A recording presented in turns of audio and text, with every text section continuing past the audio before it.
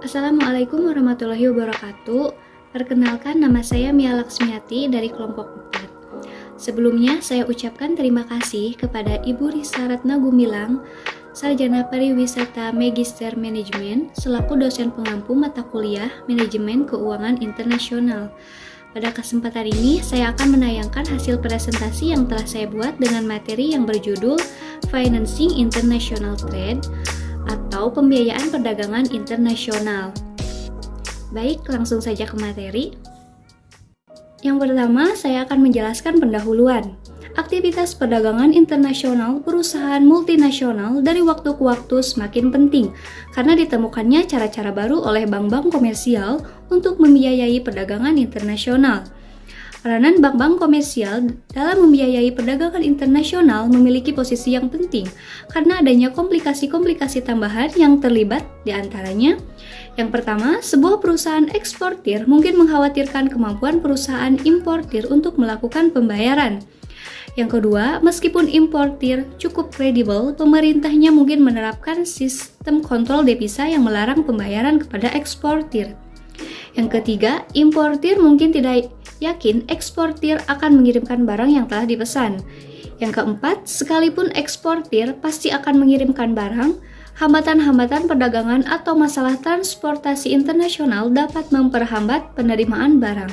Pengertian Financing International Trade yaitu fasilitas yang ditawarkan oleh bank untuk mengelola proses transaksi, membiayai transaksi, serta mengendalikan risiko-risiko dalam proses bisnis. Manfaat Financing International Trade. Yang pertama, menumbuhkan efisiensi pengelolaan modal usaha debitur. Yang kedua, mengatur risiko-risiko yang mungkin dihadapi debitur saat proses transaksi perniagaan. Yang ketiga, menawarkan alternatif pembiayaan atau kredit dengan struktur biaya yang kompetitif dibanding memanfaatkan layanan kredit konvensional. Yang keempat, kredibilitas debitur bisa meningkat di mata rekan bisnis.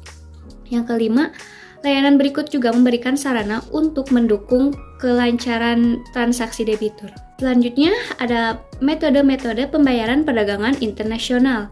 Yang pertama, yaitu ada pembayaran di muka atau prepayment. Yang kedua, letter of credit.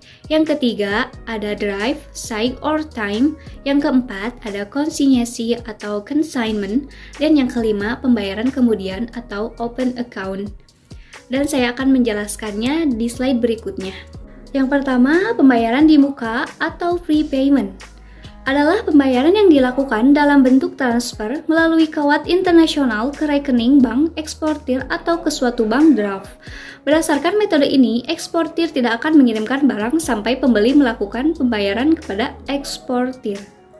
Yang kedua yaitu letter of credit, adalah instrumen yang diterbitkan oleh sebuah bank atas nama importir atau pembeli yang berjanji untuk membayar eksportir atau beneficiary setelah dokumen-dokumen disajikan oleh eksportir sesuai dengan ketentuan-ketentuan yang terdapat dalam letter of credit.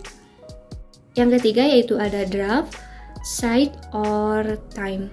Draft atau Bill of Exchange atau dalam bahasa Indonesianya yaitu wesel adalah janji tak bersyarat yang ditarik oleh salah satu pihak, biasanya eksportir, yang meminta pembeli untuk membayar face amount dari draft.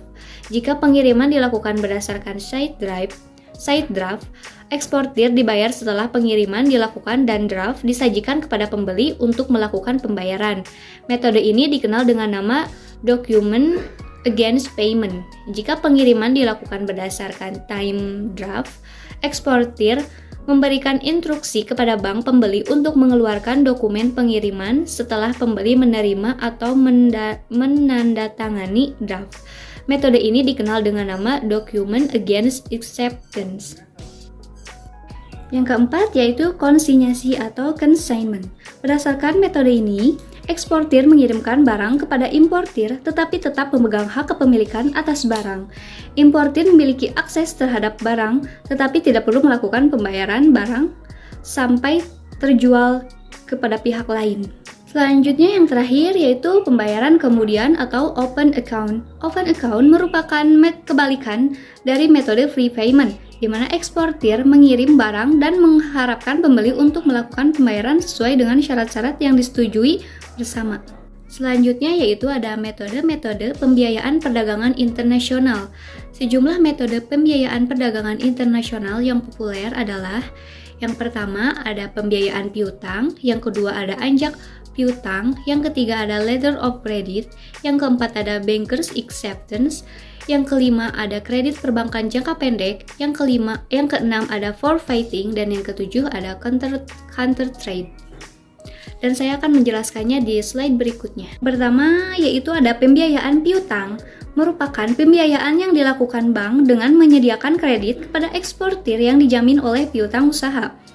Pembiayaan piutang mengandung risiko tambahan, seperti restriksi dan kontrol devisa pemerintah yang bisa mencegah importir atau pembeli melakukan pembayaran kepada eksportir sehingga suku bunga kredit pembiayaan ini menjadi lebih tinggi daripada suku bunga pembiayaan piutang domestik.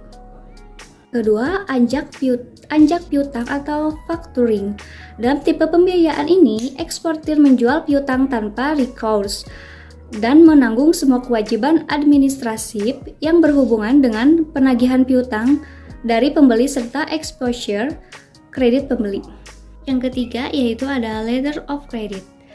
Letter of credit yang terkait dengan perdagangan disebut dengan commercial letter of credit atau import or export letter of credit. Letter of credit ini memiliki dua tipe, yaitu yang pertama revocable letter of credit, dapat dibatalkan atau ditarik setiap saat tanpa perlu memberitahu penerimanya dan jarang digunakan. Yang kedua ada irrevocable letter of credit, tidak dapat dibatalkan dan diubah tanpa persetujuan eksportir. Berdasarkan jenisnya yang digunakan untuk membiayai perdagangan yaitu yang pertama ada standby letter of credit, dokumen yang digunakan untuk menjamin pembayaran kepada eksportir. Yang kedua ada transferable, dokumen yang memungkinkan penerima pertama dari standby letter of credit untuk mentransfer sebagian atau seluruh letter of credit awal kepada pihak ketiga. Yang ketiga ada assignment of proceeds, metode pembiayaan lain untuk transaksi yang melibatkan perantara. Yang keempat adalah bankers acceptance, adalah bill of exchange atau time draft yang dibuat dan diterima oleh suatu bank, adalah kewajiban bank penerima untuk membayar pemegang draft pada saat jatuh tempo. Manfaat bagi eksportir yaitu satu, tidak perlu memikirkan risiko kredit dari importir. Yang kedua, menghadapi sedikit exposure risiko politik atau kontrol devisa. Yang ketiga, dapat menjual BA dengan harga diskon sebelum pembayaran jatuh tempo. Manfaat bagi importir yaitu satu, memiliki akses yang lebih besar untuk membeli bahan-bahan baku dan barang-barang lain dari pemasok-pemasok luar negeri. Yang kedua, bisa memastikan bahwa barang-barang yang telah dikirimkan dengan adanya dokumen-dokumen yang disajikan bersama-sama BA. Yang ketiga, mendapatkan pembiayaan oleh bank yang menerbitkan BA. Manfaat bagi bank penerbitnya yaitu satu, memperoleh manfaat dari komisi penerbitan BA. Yang kedua, bunga yang dibebankan kepada importir yang umumnya disebut all-in rate. Yang kelima, kredit perbankan jangka pendek. Bank dapat memberikan pinjaman jangka pendek dengan jangka waktu yang lebih panjang daripada jangka waktu bankers acceptance. Bagi importir, kredit jangka pendek yang diperoleh berfungsi untuk membiayai siklus modal kerja yang dimulai dengan pembelian persediaan, penjualan barang, penciptaan piutang dagang, dan penagihan piutang. Bagi eksportir, kredit jangka pendek dapat membiayai produksi barang yang ditujukan untuk ekspor atau pembiayaan sebelum ekspor, atau jangka waktu dari saat penjualan terjadi hingga pembayaran dari pembeli diterima. Yang keenam yaitu forfeiting, merupakan suatu tipe pembiayaan perdagangan yang mempunyai hak untuk meminta pembayaran dari eksportir sebagai pemegang awal vessel jika importir tidak mampu melunasi kewajibannya pada saat vessel jatuh tempo. Pada transaksi forfeiting, importir mengeluarkan vessel bayar untuk membayar eksportir yang berisi janji untuk melunasi barang-barang modal yang diimpor. Jangka waktu dari vessel biasanya berkisar antara 3 hingga 7 tahun. Kemudian, eksportir akan menjual wesel bayar tanpa recourse dari bank forfeiting. Transaksi forfeiting biasanya dijamin oleh bank guarantee atau letter of credit yang diterbitkan oleh bank importir dan biasanya bernilai lebih dari $500 serta dapat didominasi dalam berbagai valuta. Yang ketujuh yaitu counter trade, merupakan jenis transaksi perdagangan internasional di mana penjualan barang ke suatu negara dikaitkan dengan pembelian atau pertukaran barang dari negara yang sama. Bentuk umum dari counter trade yaitu 1. Barter, pertukaran barang antara dua pihak tanpa menggunakan valuta apapun sebagai sarana pertukaran. Yang kedua, kompensasi. Pengiriman barang ke salah satu pihak diikuti dengan pembelian kembali oleh penjual awal sejumlah produk lanjutan hasil pemrosesan produk awal dari pihak yang sama. Yang ketiga, pembelian tandingan. Mengacu kepada pertukaran barang antara dua pihak berdasarkan dua kontrak terpisah yang dinyatakan dalam satuan mata uang. Selanjutnya yaitu ada badan-badan yang mendorong pertumbuhan perdagangan internasional. Badan-badan penting yang memfasilitasi perdagangan internasional melalui asuransi ekspor dan program-program pinjaman di Amerika Serikat yaitu yang pertama ada Bank Ekspor Impor Amerika Serikat atau Bank Exim. Yang kedua ada Foreign Credit Insurance Association atau PCIA. Yang ketiga ada Private Export Funding Corporation atau PEFCO. Yang keempat ada Overseas Private Investment Corporation atau OPIC. Dan yang kelima ada penunjang-penunjang lainnya. Dan saya akan menjelaskannya di slide berikutnya. Yang pertama, ada Bank Ekspor Impor Amerika Serikat atau Bank Exim didirikan pada tahun 1934. Misinya saat ini adalah membiayai dan memfasilitasi ekspor barang dan jasa Amerika Serikat dan mempertahankan daya saing perusahaan Amerika Serikat di pasar luar negeri. Bank Exim beroperasi sebagai badan pemerintah Amerika Serikat yang independen. Program-program yang dirancang untuk memenuhi dua tujuan umum, yaitu yang pertama, dengan menanggung risiko kredit dan country risk dari negara yang bersangkutan. Bank Exim mendorong kreditor-kreditor swasta untuk membiayai ekspor. Yang kedua, menyediakan kredit-kredit langsung kepada pembeli-pembeli luar negeri jika kreditor swasta tidak mau melakukannya. Untuk memenuhi dua tujuan ini, Bank Exim menjalankan 3 program. Yang pertama, program-program garansi, yang kedua, program-program kredit, dan yang ketiga, program-program asuransi. Yang kedua, yaitu ada Foreign Credit Insurance Association atau FCIA. Didirikan pada tahun 1961, merupakan suatu grup perusahaan asuransi swasta yang bekerja sama dengan Bank Exim yang mengasuransikan piutang-piutang ekspor dari risiko gagal bayar karena alasan-alasan komersial atau politik. Dan yang ketiga yaitu ada Private Export Funding Corporation atau PEFCO. Merupakan suatu perusahaan swasta yang dimiliki oleh konsorsium bank komersial dan perusahaan industri. Bekerja sama dengan Bank Exim, PEFCO menyediakan pembiayaan jangka panjang dan menengah dengan suku bunga tetap untuk pembeli asing. Keempat yaitu Overseas Private Investment Corporation atau OPIC. Didirikan pada tahun 1971, merupakan badan negara federal yang berdiri sendiri dan bertanggung jawab untuk mengasuransikan investasi langsung Amerika Serikat di negara asing terhadap risiko mata uang yang tidak dapat ditukar, pengambil alihan, dan risiko politik lain. Melalui pinjaman langsung atau program penjaminan, OPIC akan memberikan pembiayaan jangka menengah dan jangka panjang pada investor Amerika Serikat yang melakukan kerja sama di luar negeri. Dan yang kelima yaitu penunjang-penunjang lainnya. Mulai tahun 1985, Foreign Sales Corporation atau FSC berdiri sebagai wahana perpajakan utama yang mendorong pertumbuhan ekspor Amerika Serikat, menggantikan Domestic International Sales Corporation atau DISC. Aturan-aturan FSC memperbolehkan eksportir untuk menerima pembebasan pajak hingga 15% untuk laba yang diperoleh melalui FSC. Namun agar bisa memenuhi syarat sebagai FSC, perusahaan harus didirikan di luar negeri dan memenuhi persyaratan-persyaratan prosedural dan administratif. Selanjutnya, Lembaga Pembiayaan Ekspor Indonesia (LPEI) atau Indonesia Exim Bank (IEB) secara resmi beroperasi sejak tanggal 1 September 2009. Sebelumnya bernama Bank Ekspor Indonesia atau BEI yang berdiri sebagai bank umum sejak tahun 1999. Tujuannya menunjang kebijakan pemerintahan dengan mendorong program ekspor nasional. Tugasnya yaitu 1. Memberi bantuan yang diperlukan oleh badan usaha dalam rangka ekspor.